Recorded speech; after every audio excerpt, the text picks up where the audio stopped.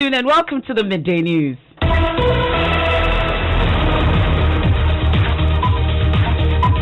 This bulletin is coming to you live from the Joy 99.7 FM studios here in Kokomlemle. A digital address GA0993341. Also live on Love 99.5 FM in Kumasi. Affiliates across the country, including Pad FM in Damango, Volta Premier in Ho, Pando FM in Pando. We're around the world at myjoyonline.com. In this edition, health workers in the Obum traditional township living in fear, with some failing to show up for work after soldiers stormed the town following land litigation there. My staff, most of our staff, even if they are on duty, they can't even work because the shooting, according to the way they explained, they were all over. The shooting was all over. They broke some of their doors into search. We'll hear from them as the South Municipal Assembly holds crunch meeting with leadership of military over clash between residents and soldiers. Also, as President Akufo-Addo extends his campaign to the Volta region, residents there are calling on his administration to work on various projects it promised. We get live updates. And in our continuing series of tracking infrastructural projects undertaken by government, we'll take you to the Oti region where a bridge at a car quarters in the Jasikan district captured as an ongoing project has been abandoned. If the DCA had cut short in October 2019 and it is said that some work is ongoing, it is not true. We have details of that. Latest Ghana Health Service HIV surveillance report identifies Bono and Greater Accra regions as places with the highest prevalence of the virus. Prevalence is increasing in the country. Bono is the region now with the highest prevalence of 3.4, and then Mamobi is the site with the highest prevalence of 4.2, which means that we need to do something different. Details of the Ghana Health Service reviews syphilis infections arising in many communities, including Adabraka here in Accra. In sports, Ghana Football Association to roll out infrastructure upgrade at the regional football associations after launching the Catch Them Young refereeing program.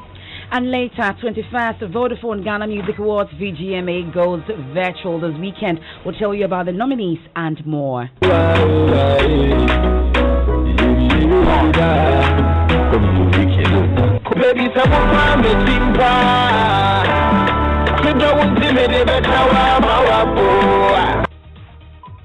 We have details and more here on the Midday News with me, Emefa Apawu. Please stay for details.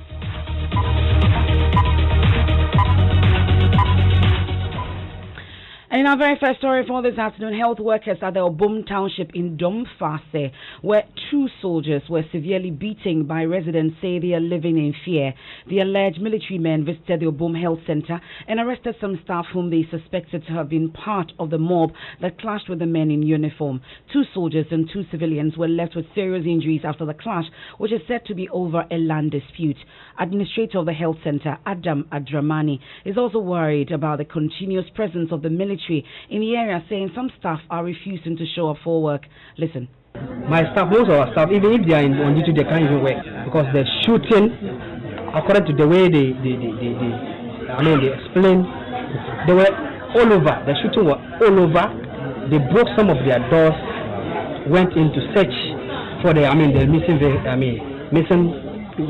guns, and they couldn't find anything. So the fears, actually, they have fears in them.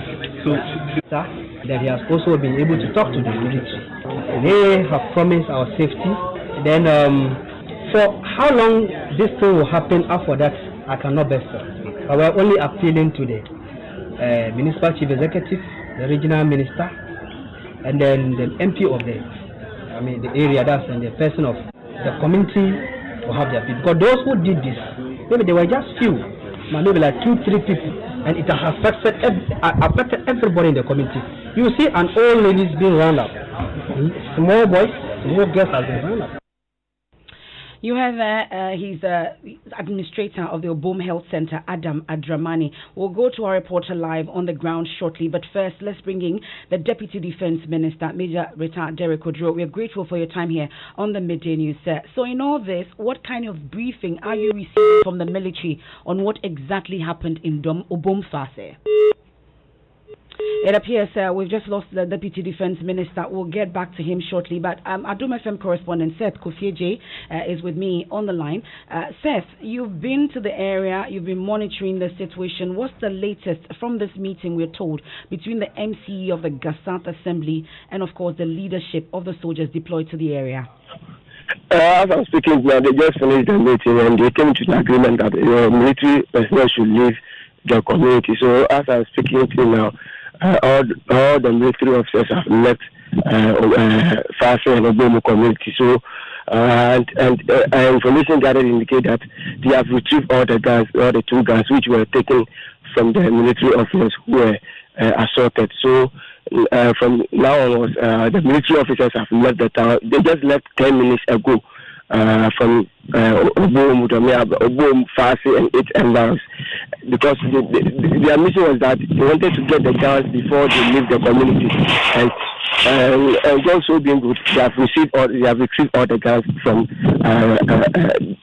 the community.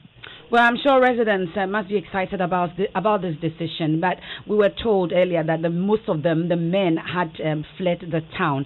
Do we have the latest on them? What's been their reaction to this latest decision?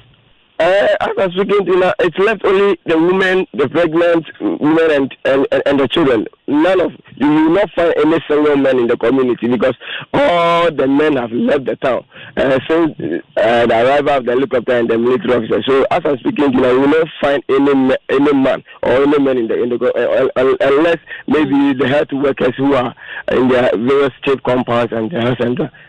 Okay, that's Adom FM correspondent Seth Kofieje bringing us the latest from that meeting between the MCE of the Gas South Assembly, Joseph Nyani, and the leadership of the soldiers deployed to the Obom Fase township. We're told that with effect from about 10 minutes ago, the military have vacated the area, and both guns that were seized by residents have been retrieved, and so they've left the area. We'll get details of that when we are joined on the phone by the Deputy Minister of Defense. Meanwhile, security analyst Adam Bona says the military High Command must investigate the matter thoroughly, as it doesn't appear the soldiers were on a legitimate assignment. As a commanding officer, you have a small number or a large number of officers, other ranks under you, and you use them for, who come under you for operations.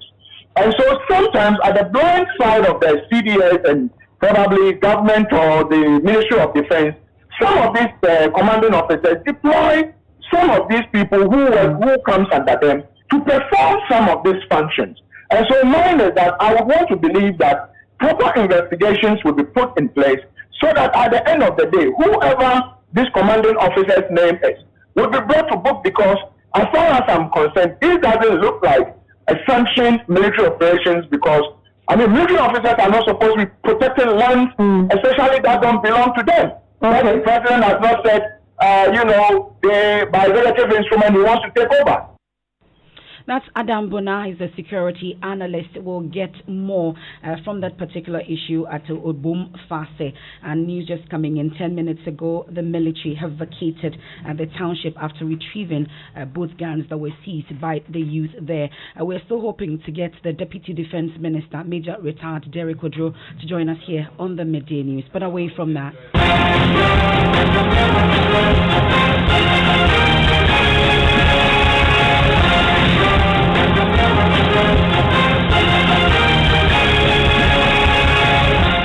this is your election headquarters, but before we get into election-related matters, let me take you back to Obom Fase. And I've been joined on the phone by Seth A. Champong. He's chairman of the Defense and Interior Committee of Parliament. We are grateful for your time here on the Midday News. So we've been talking about Obom and Fase. Latest news we are getting is that the military have decided to vacate the area after retrieving 2 guns. But really, what's your briefing on exactly what happened in that area?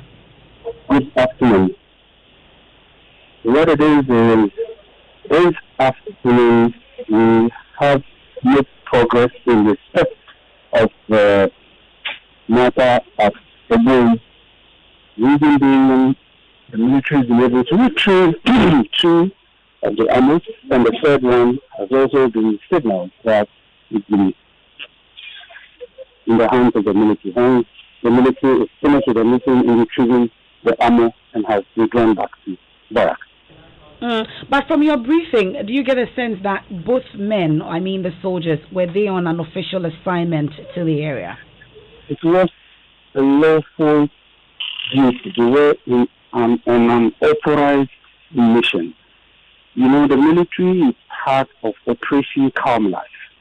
And so wherever there are issues, we have them in conjunction with other security operatives, depending on what is happening at that particular theater.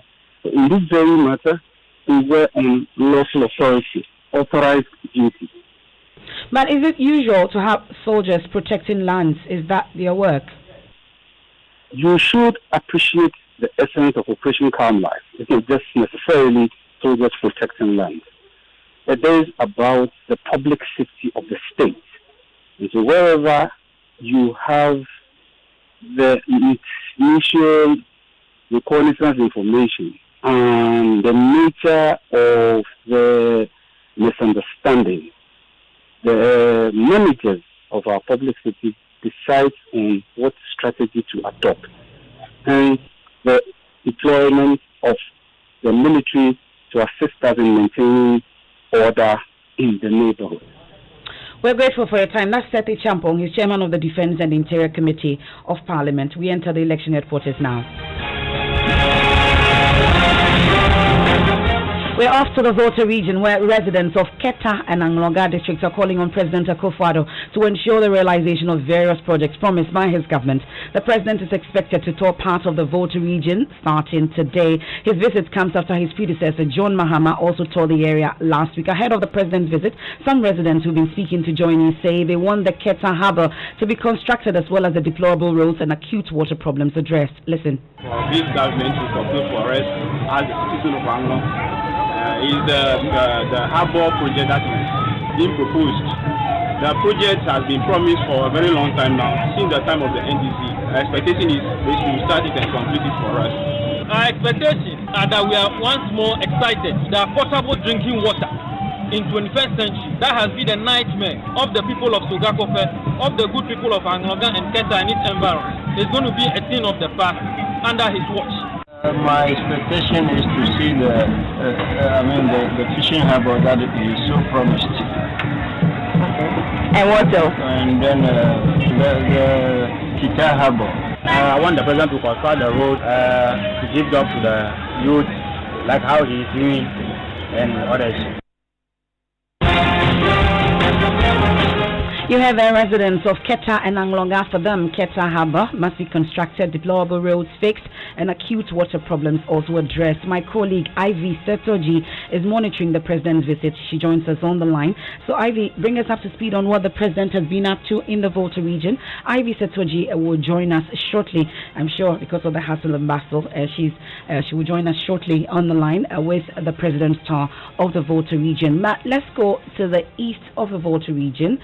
I'm talking about the Oti region, the newly created Oti region, because it is emerging that a bridge project at a car quarters in the Jasikan district, described by the governing NPP as an ongoing project, has been abandoned for months. In October 2019, Joy News carried a report on the deplorable nature of Oti region's road, which featured this collapsed bridge. A sword cutting ceremony was done subsequently, but almost a year on, only a heap of sand and rusty iron rods are what remain on the site. Correspondent Peter Sen, who visited the community, he has more in the following report. Akarkotes is a rural peasant farming community in the Jasikan district in the Oti region. The road through this community is the shortest from Jasikan to Tapabotoasi that holds one of the biggest markets in the Oti region. The road is in a bad state, but that is not the focus for today. According to government project tracker, this caved-in bridge is under construction and captured as an ongoing project. This, residents say, is not the reality on the ground. Matthias is one of the elders in the community. October 2019. If the DC had cut sword in October 2019 and it is said that some work is ongoing, it is not true. Never. You can see for yourself.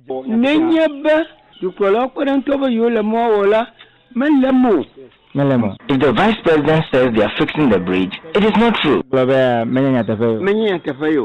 Joy News carried a report on the deplorable nature of Oti regional roads in October 2019 and featured this caved-in bridge.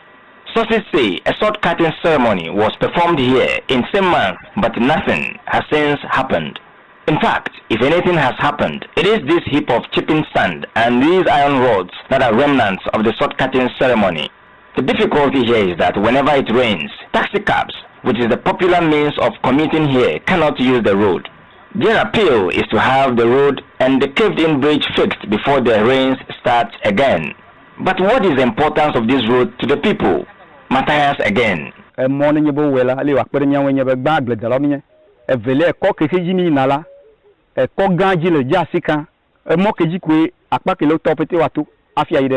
farmers in this community. This road leads to a district hospital at Jasikan, and when there's an emergency, we can quickly get to the hospital for treatment.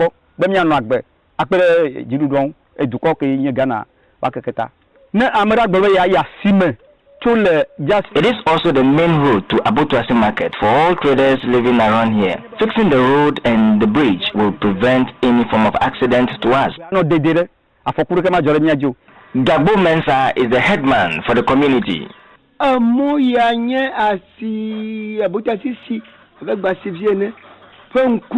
This road is a major road for all traders to Tapabotuasi market. Fixing it will improve economic life in the area. Watch out for our next reality on the grounds on Tracking the Tracker. Peter Sen for Joy News.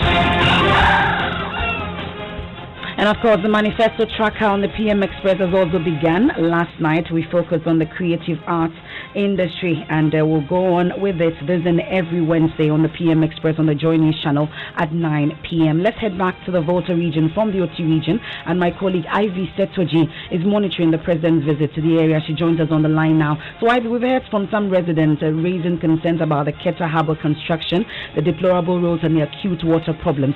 But bring us up to speed on what the president has been up to in the region. Okay, so we are still expecting the president. We are still in town, but yes, we are expecting him at the ground.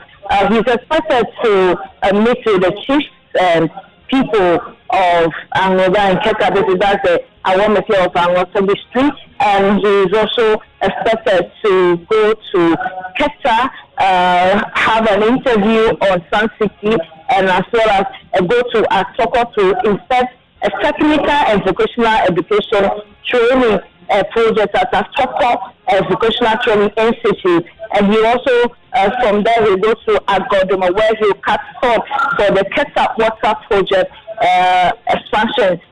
So that is what he is to do today. So now we are waiting for him at the district assembly ground at Angola. Thank you very much, Ivy Setoji. We all await the arrival of the president in the Volta region. Whilst we wait, the MTTD, that's the Motor Transport and Traffic Department, they've been reacting to former President Mahama's recent promise to legalize and regulate the use of Okada if voted into power. Let's refresh your memory with that promise. Okada is a reality. It has come to stay. You can't stop it. And so I have suggested, and I say when we come into office, we'll legalize Okada, but we'll regulate it. Well, this pledge has been welcomed by the riders who have been speaking to Joy News' Manuel Cranting. They are, however, skeptical about the ability of the former president to fulfill this promise. We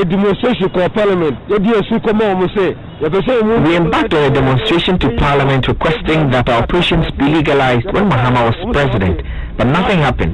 So I don't really know if it will happen. Meanwhile, the head of research and programs at the MTTD, Alexander Obeng, says legalizing the Okada business will pose a challenge. He spoke to my colleague Kujo Yangsing on the Pulse on the Joy News channel. The rules go beyond just mere deployment of traffic police officers. You must get that understanding. So the one is about regulations, about enforcement, not necessarily identifying a body of traffic police officers, give them training to go and stand. No, elsewhere where such experience is being practiced, it is not only traffic police officer deployed. It is also about certain regulatory measures, sometimes institutional. For example, training. For example, construction. For example, operation. And this operation, we're talking about how elsewhere in the law, it is designed in such a way that it operates along the cooperative lines, so that the operator license is used as an enforcement tool. But the members we are working with the motorbike on this route, if they don't comply wearing this kind of uniform and particular vehicle, if they don't stop at traffic light, the operator license will be withdrawn, for example. Now, the head of research and programs at the MTTD, Alexander Obeng, reacting to former President Mahama's promise to legalize and regulate the use of Okada if voted into power. And we stay a while longer in the election headquarters. Now, the Asante Hene Otumfuo II has challenged former President John Dramani Mahama to do a sober reflection on why he may have lost the 2016 elections. The NDC flag bearer and his running mate, Professor Nana Jane Opoku-Agyeman, have been crisscrossing the country in a bid to persuade the electorate to re-elect him in the December polls. Mr. Mahama, who lost heavily in the elections, has been promising to invest $10 billion into the country's infrastructure, among others, when giving the nod. But the Asante Hene is asking the former president to look into reasons why he lost the election in 2016. He made the call when Mr. Mahama formally introduced his running mate to him at the Menchia Palace yesterday.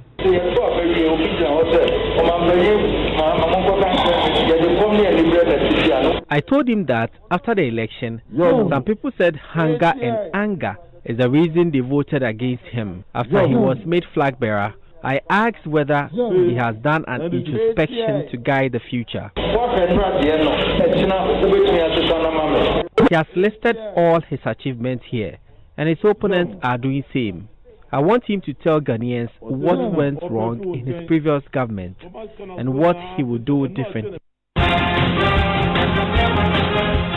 You have the Asante Hene Otumfuo II, still in the election headquarters. Joining us is learning that former Chief of Defense Staff of the Ghana Armed Forces, Brigadier General Nunu Mensah, retired under the NDC administration, has joined a new political party, the Ghana Union Movement, led by Reverend Kwabena Andrews, also known as Sofuchi Abosum. Brigadier Nunu Mensah, thankfully, he joins us here on the Midday News with more. We're grateful for your time here on the Midday News. So quickly, why this decision to join a relatively an unknown political party like GUM? Ma'am, good afternoon, and good afternoon to your listeners. It's because I don't like what I'm seeing in Ghana today, mainly with the two main political parties, the NDC and NPP. Ghana has got so many problems. They don't seem to be tackling the problems. You know, they are in power to manage their own business, and Ghana is almost burning. So I'm actually, desperate to find a cure. Look, you want to walk on our streets. You see these young people, a lot of them. I want to knock all this morning to buy some. The chaos in the filth. And you see these young people there. And I ask myself, what is the future of these people? I'm 83, 84. I won't be here for too long. But when I look into the future, in a crystal ball, I see only hell. So I say, what's going to happen to Ghana when I'm gone? And I'll go. I'm not going to be here forever. So I heard about this Reverend Chiabos. I went to him about 7 months ago. And I went to his church one Sunday with a friend of mine, Dr. Ebiakwa, to find out what he was talking about. What he said really, something I'm looking for a future for our country. This country, and the future for our country will be with the GUM. That's the future where we don't know where you can't even feed ourselves. Today, as we speak, I bought a pin for my wife, and I paid 170 cedis. That's 1,700,000 cedis. You can't believe it. So a lot of noise is going around about achievement here and NDC, but we are going nowhere. We are just going hotter. So are you joining as a running mate, or what exactly? No, I'm 84. I'm well past running mate. I'm well past anything. I just want to see the vision that I dreamed of realized in Ghana before I depart. And that vision, I don't see any of the two parties achieving it. But some have said this will be just another big joke. Well, you told a big joke. When Jesus Christ came to the world, his father was what? His father was a carpenter. It was a big joke. Today we are worshiping him. People are not sleeping, worshiping Christ. Nkrumah was a big joke. Well, nobody knew about Nkrumah. Yet all the things Nkrumah has done for Ghana, since then nobody has done a tenth of what he has done. Okay, but did you ever hold an NDC party card? I don't need a party card. I joined the President Mills. I don't have any NDC card. You don't have the NDC man to serve Ghana. Okay. You don't have to. You are Ghanaian. You are patriot.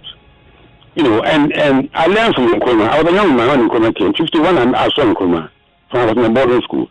And the passion he had, It's a passion I see in this person. He's understand. I haven't heard his name before, but he's saying something that is close to my dream. My dream of seeing Ghana. Look, I grew up in Ghana. I was about 20 years old, and Ghana had factories everywhere. I was chairman of Dual Champions time, with tens of subsidiary companies. They are all dead now. We moved in Kuma and destroyed like the ISIS, people in the Middle East. Destroy everything. So I'm saying to you, when I'm grown up, my grandchildren, your children, grandchildren, what are they going to do in Ghana if you go on like this? But you were part of the Mahama administration. What did you do differently? You're now complaining about the situation. I wasn't part of the Mahama. Let me tell you what. You see, people don't know a lot of facts about Ghana. And because of that, don't speak that much. People don't know the facts. I joined the NDC to serve as a mayor. He was a good man, a very good man. He left us. The Almighty called him, and the Mama took over and began to change everything that the mayors had done. All the setup is as he taken over a football team and removing the whole team and building a new team. He didn't do that, and that's what destroyed the NDC. Okay. And I was actually a new job. I don't know whether you remember, I was cultural advisor for the nurse, then I was given a job as human security coordinator. People thought it was demotion. I love the job. But I believe in, if I tell you today, I did about 7 school blocks myself. 7 school blocks. O'Reilly, I moved O'Reilly from Salem down. Of course, we all recall what you did with O'Reilly. Yes, not O'Reilly. Well, Brigadier General Nunu Mensah, there, he's a former Chief of Defense Staff of the Ghana Armed Forces, and we're told that you just heard him say that he's joined the Ghana Union movement to ensure that he finds a cure to the problems of Ghana. Still to come, but our top story so far, military has vacated the Obom-Fase township after retrieving 2 guns seized by the youth there. When we return, we'll talk about the Ghana VGMA, the Ghana Music Awards, and it's going virtual this weekend.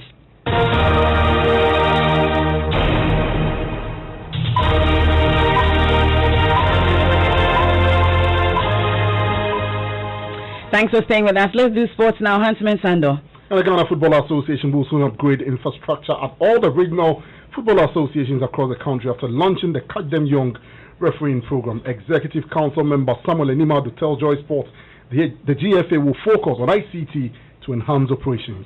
People should expect more from us. We have a lot that we are introducing. The president announced another one, ICT infrastructure development, where we are putting in about $217,000 into developing the systems in the RFEs, where the RFEs will be decentralized so that they can handle registration, the competition management system operations in their region. So class will not, if they have issues, they will not be traveling from far away to come and solve those to them. It will help with the effective running of the game, because when reports are generated early, match commissions report and all those things, it will help the game. Even at a point, we will develop it to the level where it will be doing other things in addition to what it does now. That's Samuel Enimadu, Executive Council member of the Ghana Football Association. And which other parties are you joining? The non-aligned movement. Okay, now I'm confused.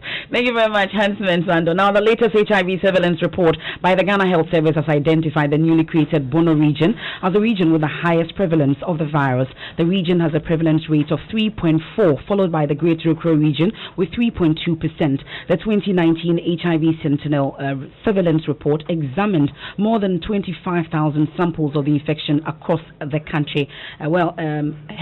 Public health specialist Dr. Isiado have been giving details, but the Ghana Health Service says it's identified communities in which the infection is increasing. One of them is Mamobi here in Accra. You will notice that it's always been the case that urban prevalence is higher than rural. Urban is 2.5 and 1.5 for rural for the medium, and 1.9, 1.7 respectively for the mean. So Mamobi now is the site with the highest prevalence of 4.2, and then Nkranza follows with 4.1, and the least is Nalerigu. And the 21st Annual Vodafone Ghana Music Awards Festival will be held this weekend with a 3-day music celebration from Friday 28th to Sunday 30th August 2020. The event at the VGMA weekend will take place virtually because of the pandemic. Here's a wrap of what to expect. So the nominees for the Artist of the Year are VGMA 2020 will celebrate Ghana's culture, music, and iconic artists. 30 awards will be presented at 2 exclusive events on Friday 28th and Saturday 29th August at 8 p.m. each night. And on the 30th of August, the frontline workers of COVID-19 will be honored with the Vodafone Ghana Music Awards COVID-19 Heroes Concert, also starting at 8 p.m. Here are some of the categories and nominees for the 2020 VGMA Awards. Sarkodie's feature hit single has been nominated for Hit Life Song of the Year with Medical's Omada, Sister Fierce Weather, Guru's Bad Energy, Dope Nations Confirm, and Kwamina MP's Among 4 Girls, vying for the award. And that's it for the midday news. We look forward to that annual Vodafone Ghana Music Awards. There's more news when you log on to myjoyonline.com. I am Emefa Apawu. Thanks so much for your company. After the quick break, I bring you Living Word, and you know that talent is not enough. On Living Word with Pastor Mensa Otabil today, you will learn more about the processes to take your talent and calling and using them for impact in part 4 of the series, Gifts and Calling. Living Word is on right after this break. Hello, my neighbor.